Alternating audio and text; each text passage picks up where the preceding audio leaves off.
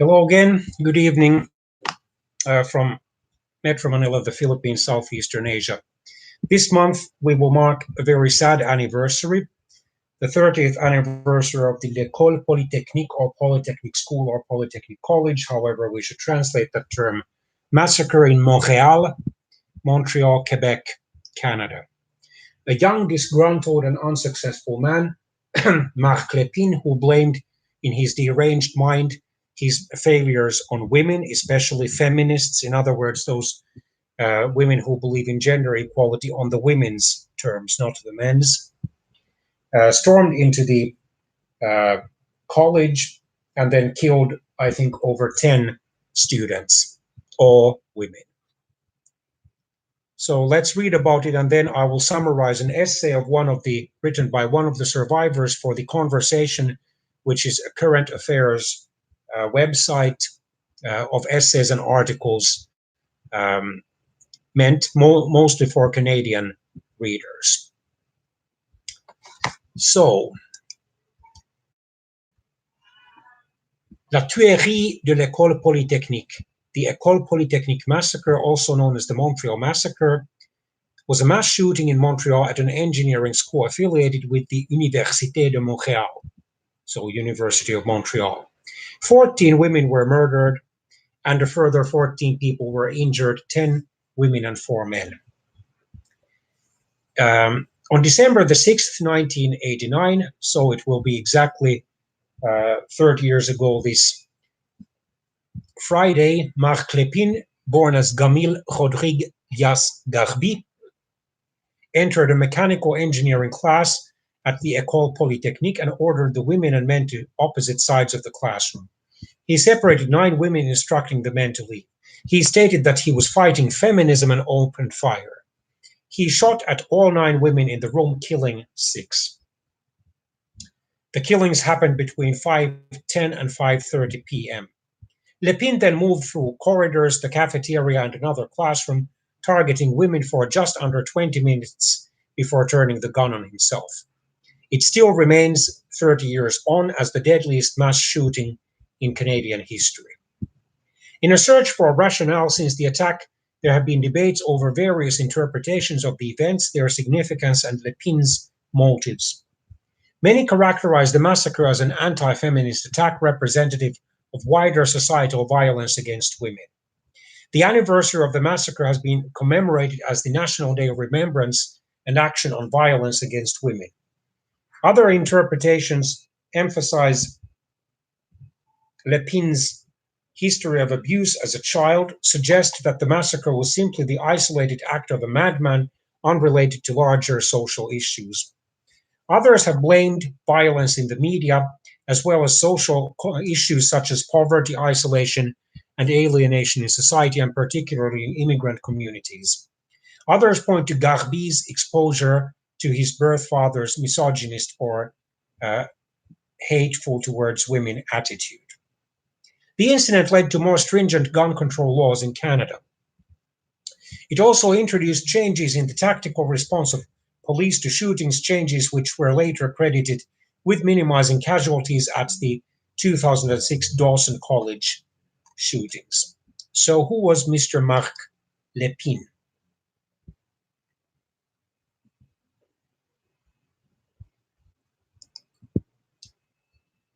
He was born as Gamil Rodrigue Dias Garbi on October the 26th, 1964, and then committed suicide after killing those 14 women on December the 6th, 1989, aged 25.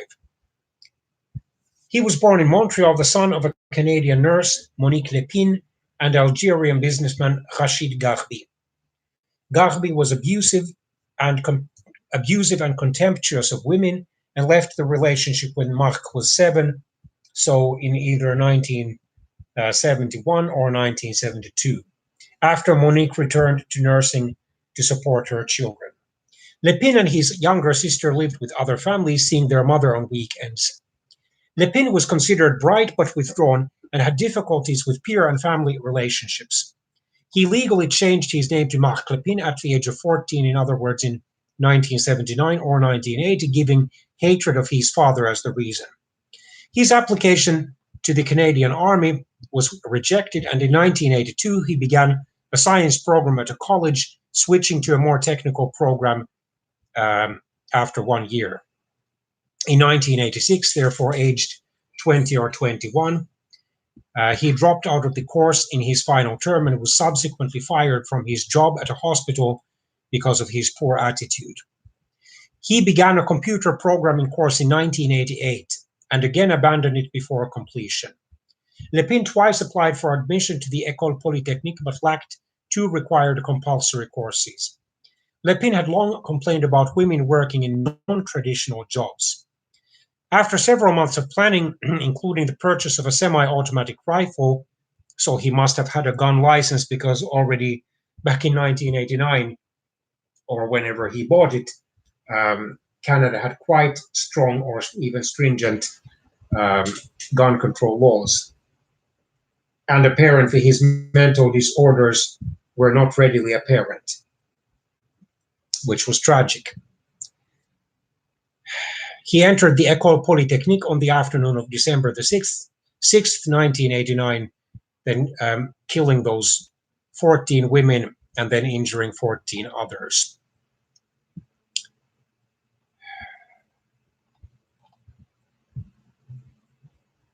After the divorce became final in 1976, so Marc was then either 10 or 11 years old. 9 years old. Should be here actually 10, because he was born in 1965, not in 1966. Monique returned to live with their mother, who was director.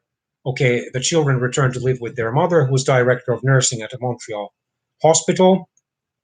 Gamil or Marc attended junior high and high school, where he was described as a quiet student who obtained average to above average marks. He had a close friend, another boy, but did not fit in with other students. Taunted as an Arab because of his name, at the age of 14, he legally changed it to Marc Lepine. He was uncommunicative and showed little emotion. He suffered from low self-esteem exacerbated by his chronic acne. His younger sister Nadia publicly humiliated him about his acne and his lack of girlfriends, which was, of course, a very nasty thing of her to do. He fantasized about her death and on one occasion made a mock grave for her. He was overjoyed when in 1981, when he was 15 or 16 years old, she was placed in a group home because of her delinquent behavior and drug abuse. Seeking a good male role model for Lepine, his mother arranged for a big brother. For 2 years, the experience proved positive, as Lepine, often with his best friend, enjoyed the time with photography and motocross motorcycles. However, in 1979, the meeting ceased abruptly when the big brother was detained on suspicion of molesting young boys. Both Lepine and his big brother denied that any molestation had occurred between them. Lepine owned an air rifle as a teenager, which he used to shoot pigeons near his home with his friend. They also enjoyed designing and building electronic gadgets. Lepine became interested in or even obsessed with World War II and an admirer of the Nazi German dictator Adolf Hitler. He enjoyed action and horror movies. However, he was a responsible son at home, including cleaning and doing repairs while his mother worked. In September 1981, aged 15, he applied to join the Canadian Armed Forces, but was rejected during the interview process. He later told his friend, So he was born in 1964. So he was actually 16 years old then, because he was born in October 1964. He later told his friend it was because of difficulties accepting authority, and so we have to backtrack. So in 1976, he was 12, or turned 12, and then he changed his name in 1978 or 1979, because he was born in 1964, not in 1965.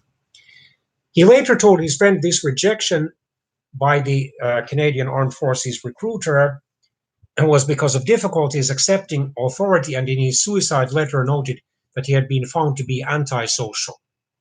An official statement from the army after the massacre stated that he had been interviewed, assessed, and determined to be unsuitable, with no further justification given, at least in this quote.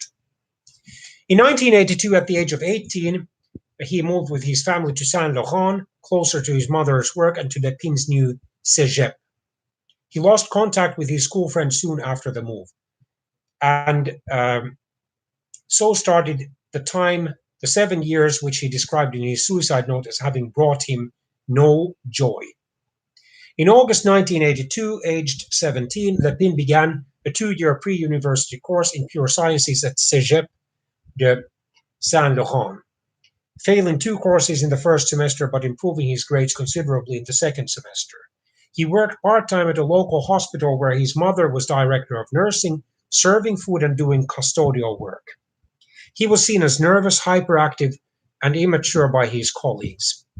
He developed an attraction to another employee, but he was too shy to act on his feelings. So I assume a woman, because he's not described in this Wikipedia biography of his as a homosexual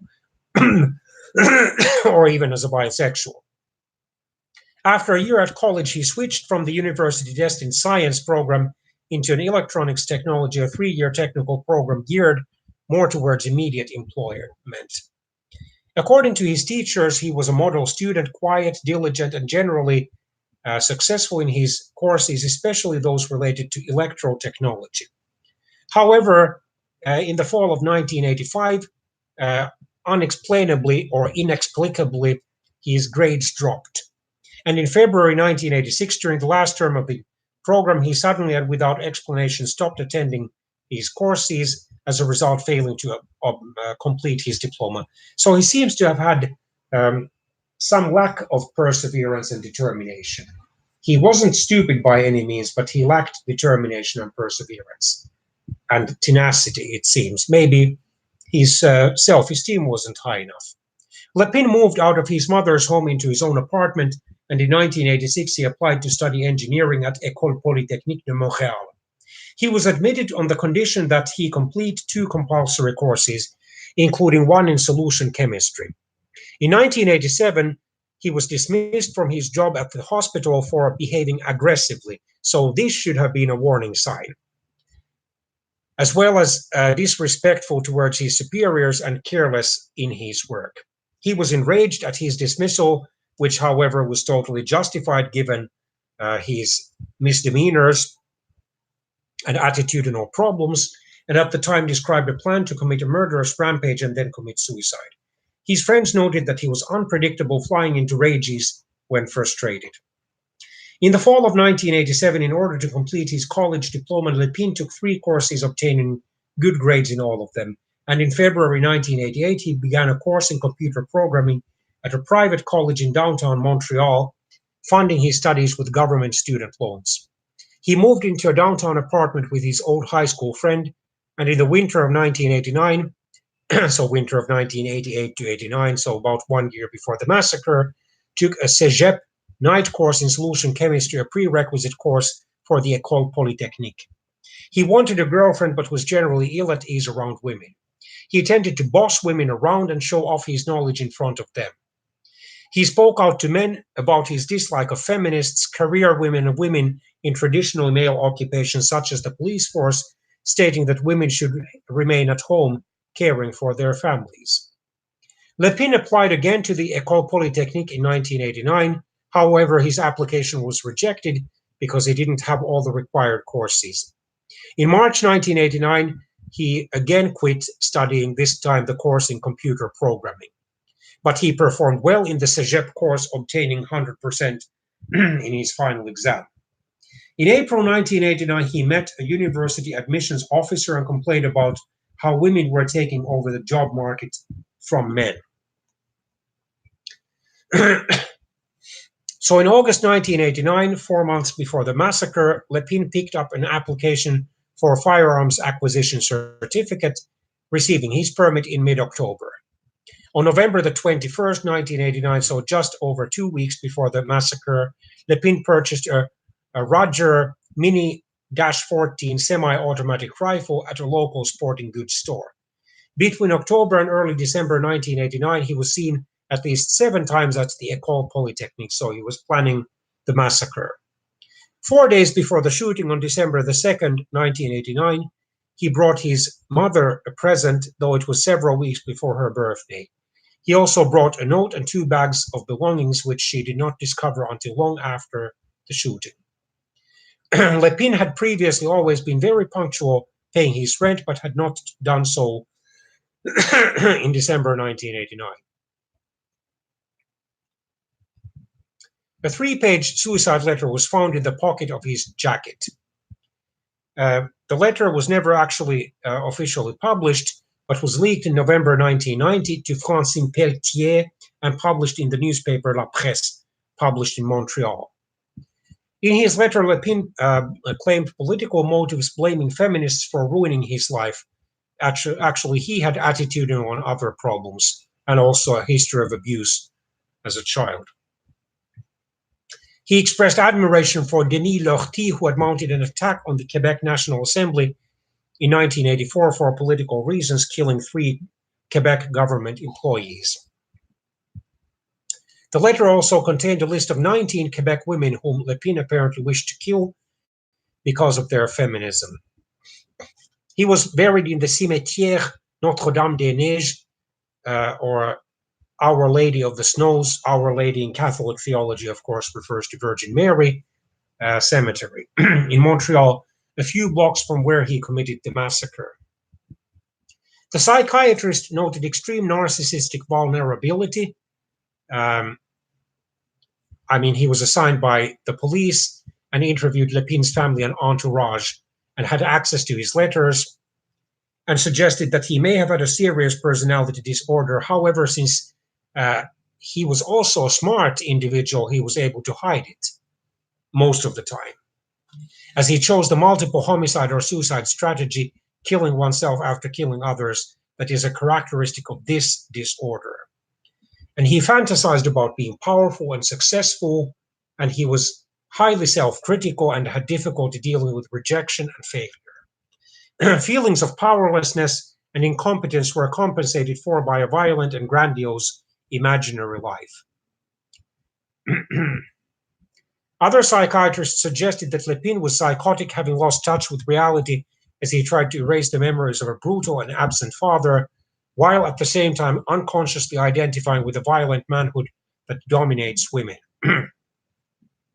Other theories were that Le Pin's experiences of abuse as a child had caused brain damage or led him to feel victimized as he faced losses and rejections in his later life.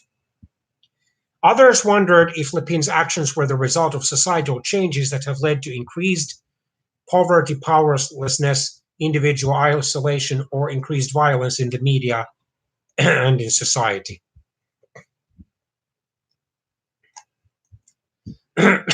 I'll read a summary of the letter. Forgive the mistakes. I had 15 minutes to write the C, also an X. Please note that if I commit suicide today, 89-12-06, it is not for economic reasons, but for political reasons. Because I have decided to send the feminists who have always ruined my life to their maker. For 7 years, life has brought me no joy, and being totally blasé, I have decided to put an end to those viragos. I continued in my studies in a haphazard way, for they never really interested me, knowing in advance my fate. Even if the mad killer epithet will be attributed to me by the media, I consider myself a rational erudite that only the arrival of the Grim Reaper has forced to take extreme acts. The feminists have always enraged me. They want to keep the advantages of women while seizing for themselves those of men. They always try to misrepresent men every time they can.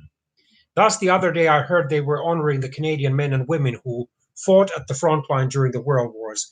How can you explain that, since women were not authorized to go to the front line? However, they may have been authorized as nurses.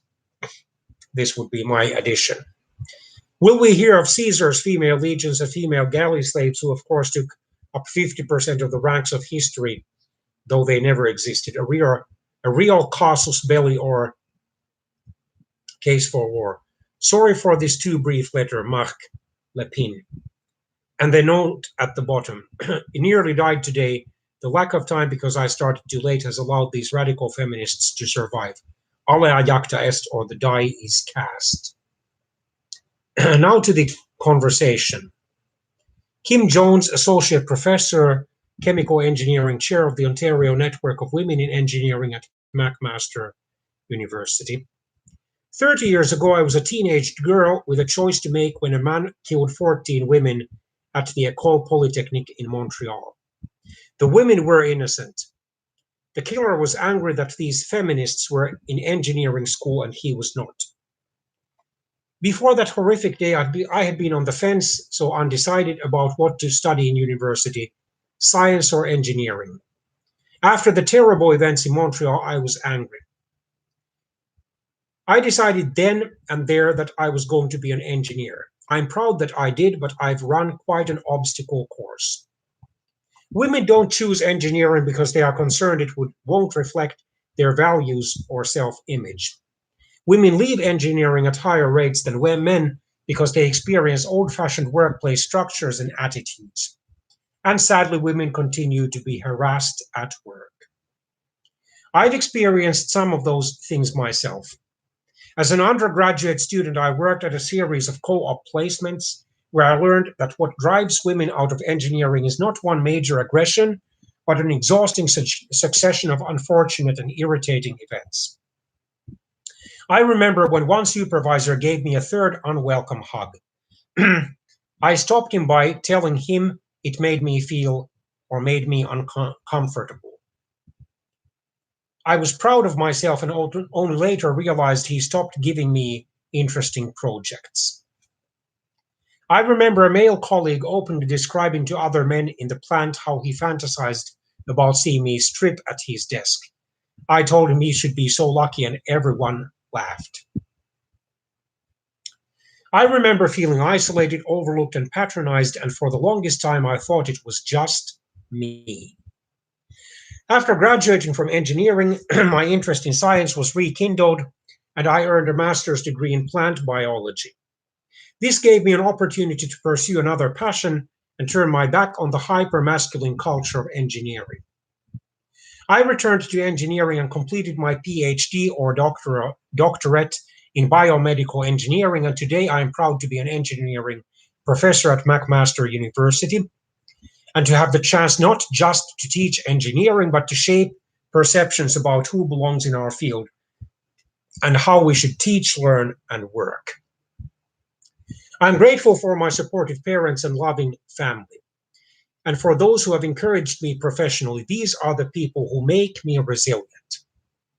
Now I know there is evidence that I wasn't alone in my experiences or in being nudged out of engineering, and that in itself gives me strength. Engineers solve tough problems. Studies have shown that gender diversity contributes to better problem solving and increased profitability for many organizations. To improve the world for everyone, we need everyone at the table. Almost all the young women and men I teach today were born after what we now call the Montreal Massacre. I feel compelled, like many other women and men in my profession, to build on the progress we have made since 1989. Progress will not happen on its own. We must take up the task. That's why I now chair the Ontario Network of Women in Engineering, where we share strength and energy and inspire the next generation of girls to consider engineering. That's why I teach an undergraduate course called Inclusion in the Engineering Workplace. Engineering is in a better place than in 1989. At McMaster, our incoming class is 35% women. Women are more likely to complete engineering degrees than men and earn nearly what men do. But there's still work to do. So these are her steps. Refocus math and science classes to solve interesting and important real-world problems, so not theoretical ones. Encourage girls to take high school physics, a key engineering prerequisite. Be intentional in hiring. Insist the candidate shortlist includes at least 2 qualified women.